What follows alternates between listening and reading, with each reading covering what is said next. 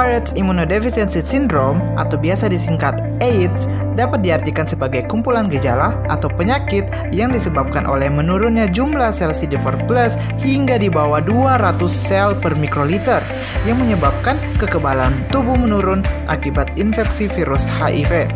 AIDS ini merupakan tahap akhir dari perjalanan penyakit infeksi HIV. AIDS disebabkan oleh Human Immunodeficiency Virus atau yang disingkat HIV. HIV merupakan jenis retrovirus dengan dua subtipe, yaitu HIV tipe 1 dan HIV tipe 2. HIV tipe 1 menginfeksi sebagian besar di belahan dunia, sedangkan HIV tipe 2 ditemukan di Afrika Barat dan kasusnya sangat jarang terjadi. Infeksi HIV/AIDS telah dianggap sebagai pandemi. Sejak identifikasi, diperkirakan 39 juta orang telah meninggal karena infeksi HIV. Kejadian HIV/AIDS secara drastis berbeda di seluruh dunia. Misalnya, di Afrika, diperkirakan ada 25 juta orang dari segala usia yang hidup dengan HIV/AIDS. Sedangkan data pada Juni 2019 menunjukkan di Indonesia terdapat 349.883 orang menderita HIV/AIDS. Kelompok usia yang paling tinggi mengidap penyakit HIV/AIDS adalah pada usia 25 sampai 49 tahun, sekitar 69,6%. Berdasarkan jenis kelamin, penderita HIV/AIDS lebih banyak pada pria dibandingkan wanita, terutama pada pria homoseksual. Dan yang paling penting, sampai saat ini vaksin HIV belum ditemukan.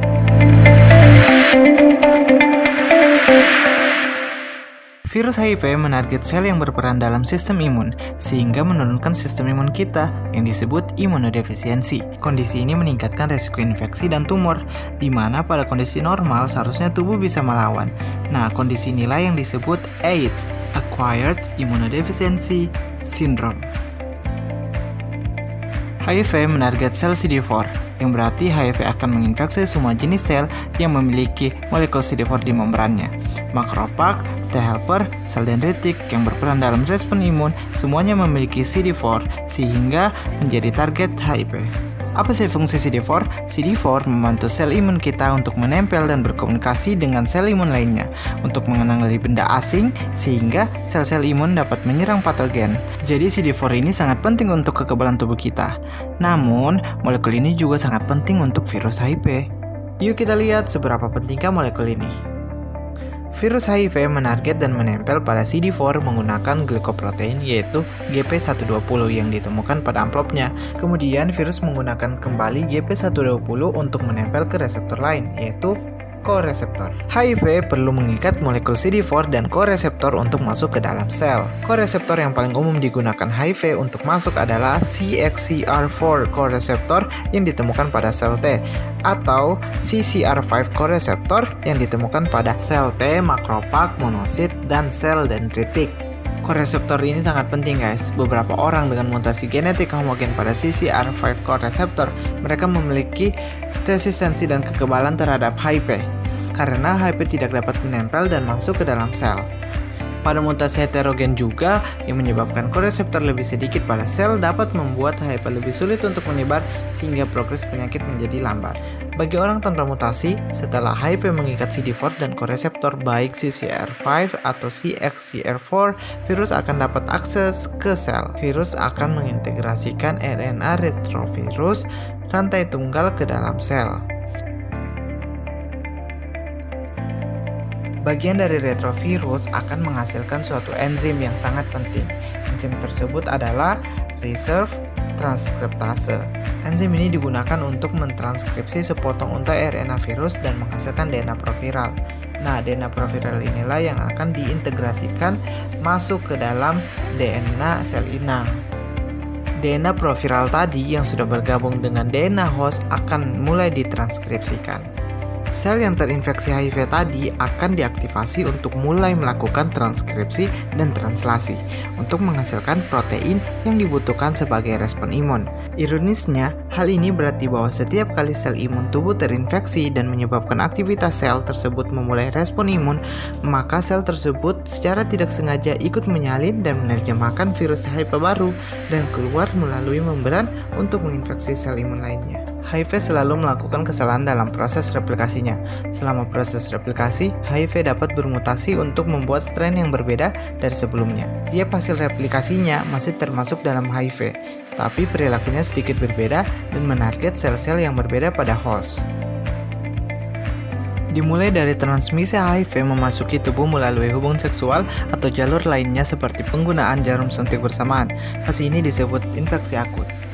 HIV strain R5 yang berikatan dengan koreseptor CCR5 akan menginfeksi makrofag, sel dendritik, dan sel T. Sel dendritik biasanya banyak ditemukan di epitel dan jaringan mukosa, di mana virus tersebut memasuki tubuh. Sel dendritik akan menangkap virus dan bermigrasi ke jaringan limfoid, tempat sel-sel imun hidup. HIV akan hidup bahagia di sana karena bebas menginfeksi sel-sel imun lainnya. Pada tahap ini, jumlah virus akan melonjak tinggi di dalam tubuh manusia. Biasanya akan muncul gejala seperti flu selama infeksi akut. Selanjutnya, respon kekebalan tubuh akan dimulai sebagai serangan balik lonjakan jumlah virus yang sangat signifikan, sehingga jumlah virus dan replikasinya akan menurun di darah. Fase akut ini akan berlangsung sekitar 12 minggu. Selanjutnya fase infeksi kronis atau fase klinis laten yang bisa berlangsung selama 2-10 tahun. Jika kita juga menghitung jumlah sel T bersama jumlah virus, kita akan melihat bahwa mereka saling menyerang satu sama lain. Awalnya jumlah virus menurun pada fase akut setelah serangan balik kekebalan tubuh. Setelah titik ini, meskipun mungkin tidak ada tanda-tanda klinis apapun dari infeksi virus, virus akan terus menyerang sistem kekebalan tubuh dan jumlahnya akan meningkat kembali secara perlahan. Sementara jumlah sel T perlahan menurun, tubuh kehilangan sel T sekitar 1-2 miliar per hari. Selama fase kronis ini, jumlah sel T biasanya tetap di atas 500 sel per milimeter kubik. Dan pasien masih mampu melawan infeksi lainnya dengan cukup baik, meskipun beberapa infeksi seperti tuberkulosis menjadi lebih umum dan lebih parah. Kalian ingat kan kalau replikasi HIV dapat terjadi mutasi? Nah, selama fase kronis infeksi HIV ini, beberapa pasien mengembangkan HIV strain X4 yang menarget XCXR4 koreseptor, yang pada dasarnya hanya pada T-sel. HIV strain X4 ini tinggal di jaringan limfoid dan terus menghancurkan sel T CD4. Sedangkan sekitar 90% sel T ditemukan dalam jaringan limfoid. Namun tidak semua pasien mengembangkan strain X4 ini, sehingga belum sepenuhnya jelas apakah kehadiran strain ini menyiratkan perjalanan penyakit. Ketika jumlah sel mencapai 200-500 sel per milimeter kubik, pasien mulai mengalami gejala pada kelenjar getah bening, seperti limfadenopati. Infeksi ringan seperti Helicobacter oral, yaitu tampak berkas putih di lidah yang disebabkan oleh virus Epstein-Barr yang juga menyebabkan mononukleosis, serta kandidiasis oral, infeksi jamur di mulut. Semakin lama, sel T akan menurun hingga di bawah 200 sel per milimeter kubik. Kekebalan tubuh sangat terganggu dan pada tahap ini kondisi pasien telah berkembang dari penyakit infeksi HIV menjadi AIDS. Pada fase ini, pasien akan mengalami demam terus-menerus, kelelahan, penurunan berat badan, dan diare. HIV meningkat secara signifikan di dalam darah dan muncullah AIDS defining condition.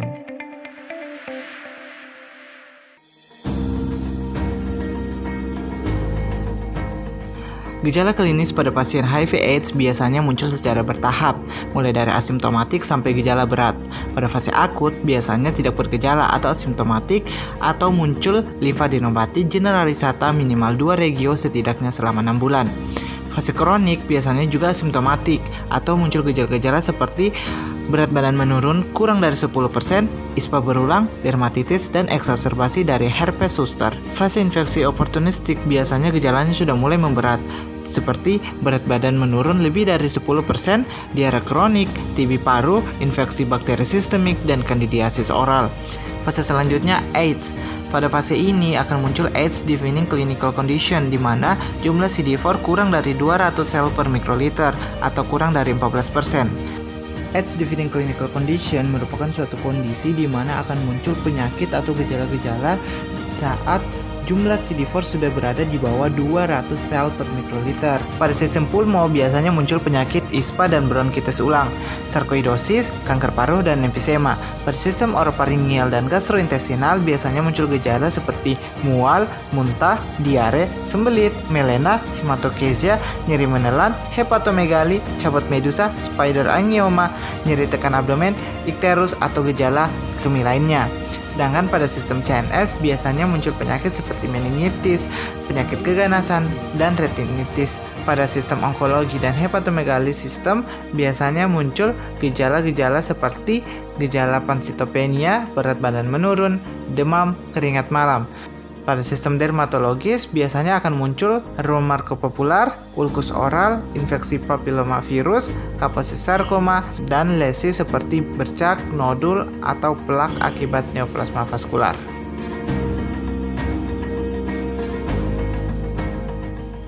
Untuk mendeteksi adanya virus HIV, kita bisa melakukan beberapa tes seperti tes serologi yang terdiri dari rapid test dan enzim immunoassay. Sedangkan ada juga tes virologis yang terdiri dari PCR RNA HIV atau PCR DNA HIV yang biasa dilakukan untuk anak-anak yang berusia di bawah 18 bulan.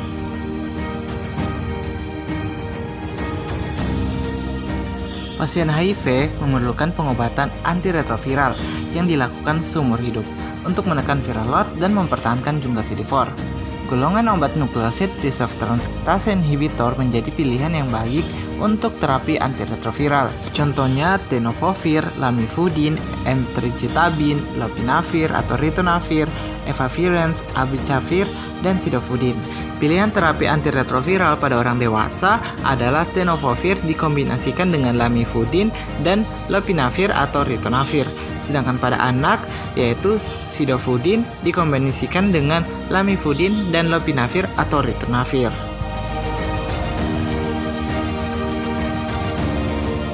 Cara utama untuk mencegah HIV adalah dengan mengurangi resiko paparan HIV, seperti berhubungan seksual tanpa kondom atau menggunakan jarum suntik bersama dan peralatan injeksi lainnya, dan juga terapi antiretroviral pada orang yang terinfeksi HIV untuk mencegah transmisi.